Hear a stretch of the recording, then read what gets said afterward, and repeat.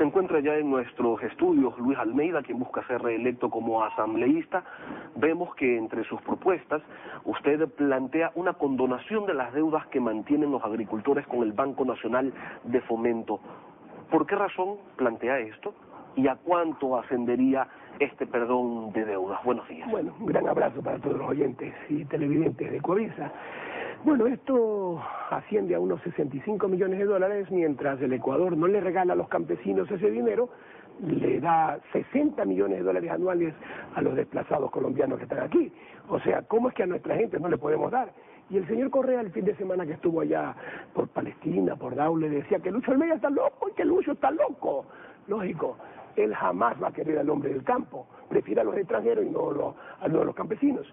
Lucio Gutiérrez y nosotros, los legisladores, porque eso tiene que ser un proyecto de ley, condonaremos no los intereses, la deuda, porque la gente perdió en los años 94, 96, 98. Yo mismo como legislador en el 94, 95 condoné los intereses de los agricultores, pero resulta que los agricultores no podían pagar ni los intereses, pero la deuda se perdieron todo, por sequías, por inundaciones, por algunas circunstancias. Entonces, ¿para qué esto? Para reactivar al hombre del agro, con el 1% de interés a la producción agrícola, a toda producción agrícola.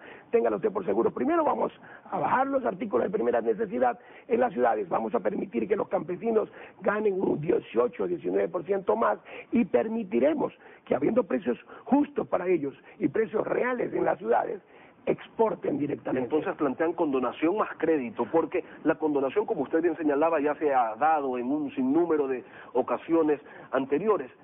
Y esta decisión, que es más de gobierno que de asamblea, y usted lo que aspira es retornar a la legislatura, no ha generado mayores resultados. Se han condonado intereses, en algunas ocasiones incluso la deuda, y el campesino, el agricultor, no se ha visto fortalecido ni impulsado. Sí, definitivamente, usted que es un gran analista lo reconoce y lo sabe que es así.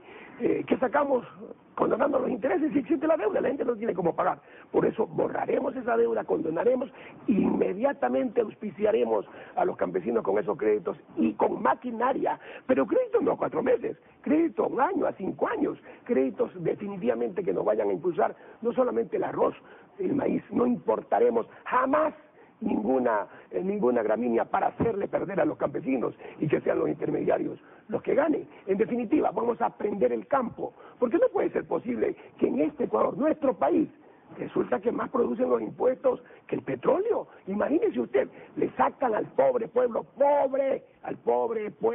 pobre contradictoriamente, sí, pero ese pobre pueblo ya no aguanta más impuestos, dinero del estómago de los ecuatorianos. Por eso hay que prender la producción agrícola para que haya un gran movimiento y de esa manera pues el Ecuador vuelva a subir.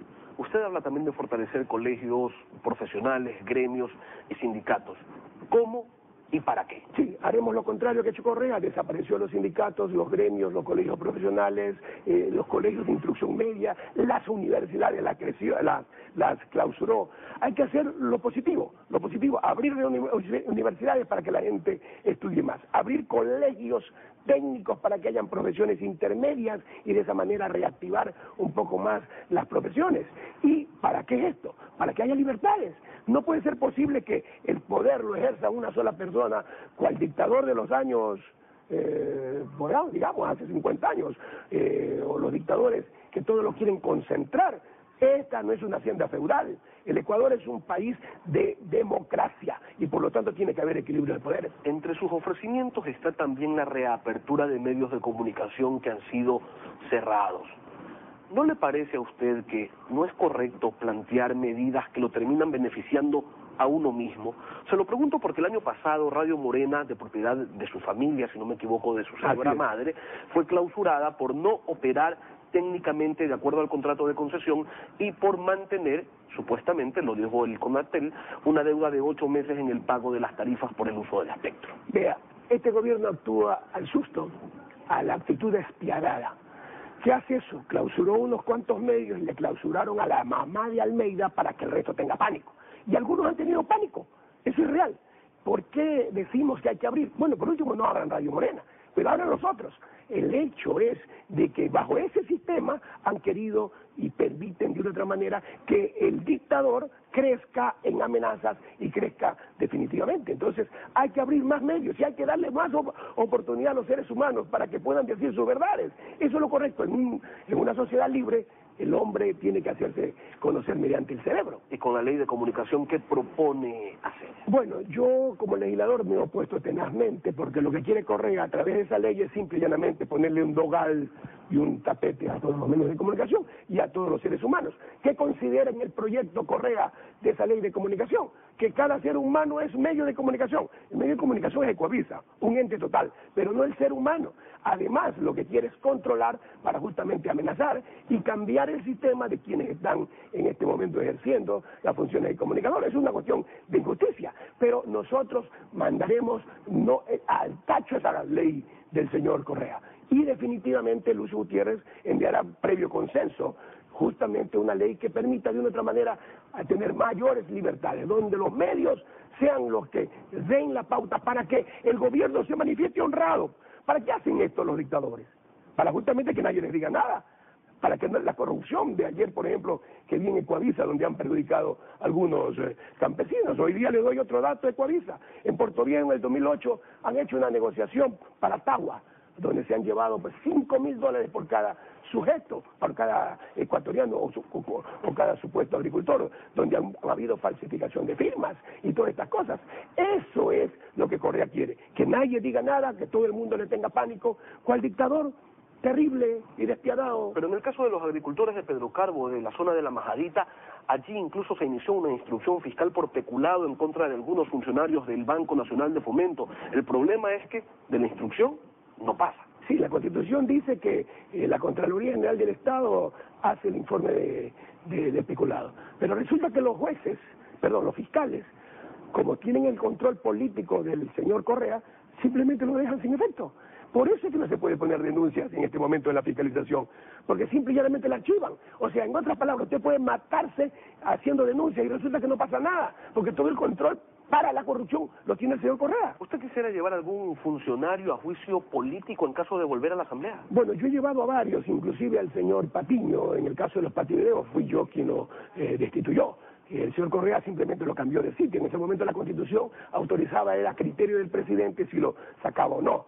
Bueno, hay muchos. Vea usted el banco del Pacific National, un lindo banco que fue hecho por Marcel Lañado, por los productores de aquí de la provincia del Guayas y del Oro. Hoy día ese lindo banco resulta que lo han utilizado, no en $500 millones, solamente que no tienen. Por ahí pasaron mucho dinero para un paraíso fiscal que está abajo de África. $5.000 millones desde el 2007 hasta la fecha. ¡Terrible! ¿Dinero de quién? Hay que verlo de quién es.